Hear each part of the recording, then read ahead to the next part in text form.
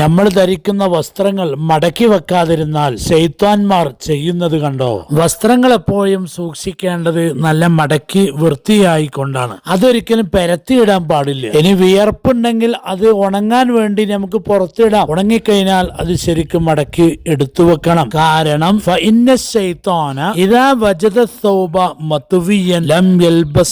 ശൈത്വാന്മാർ മടക്കി വെച്ച വസ്ത്രങ്ങളാണ് കണ്ടത് എങ്കിൽ അതൊരിക്കലും എടുത്ത് ധരിക്കില്ല.